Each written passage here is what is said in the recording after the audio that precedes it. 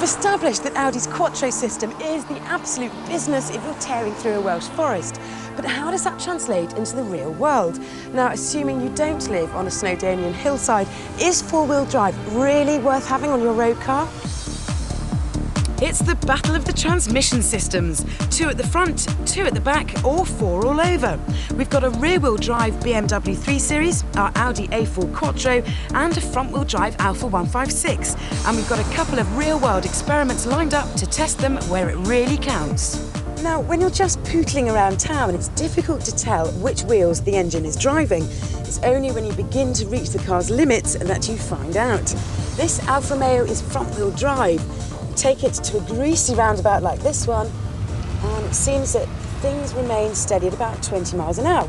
But increase your speed and, loads of understeer, and the car just washes out. No front-end grip whatsoever. This 328 is a completely different proposition. It's rear-wheel drive, so all the power is going to the back tyres, which leaves the front ones absolutely free just to steer.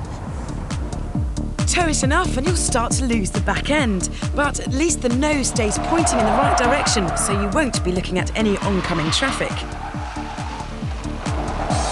And if you've got the option of traction control, it'll automatically reduce the juice and tame the turn. My foot is absolutely flat on the floor and it simply refuses to misbehave, which is exactly what you'd expect the Audi to do with its Quattro four-wheel drive system. So let's put some more gas on and, there we go, the nose just washes away with understeer, but not quite to the same extent as a front-wheel drive car. So, test number 2. Imagine you're cruising along a country road at 50 miles an hour, singing along to your toppest tune. Now imagine there's been a mass breakout at the local zoo. A penguin, good grief!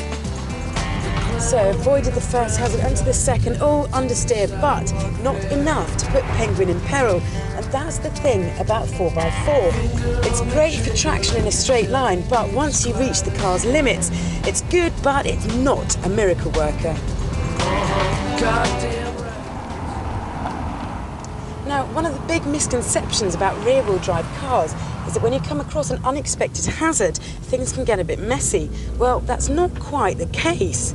Okay, you will get some oversteer, but if you keep powering through, because the front wheels are still pointing in the direction that you want to go and the power is pushing you forwards from behind, you can propel yourself neatly out the other end. And no prizes for guessing that a front-wheel drive's tendency to understeer makes this the least tractable of our 3. Oh, dog.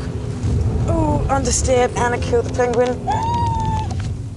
But this isn't a criticism of Alphas, it's just that most front-wheel drive cars do tend to understeer more than others in emergency situations. Unless, of course, you yank the handbrake. So the bottom line, is four-wheel drive worth all the fuss?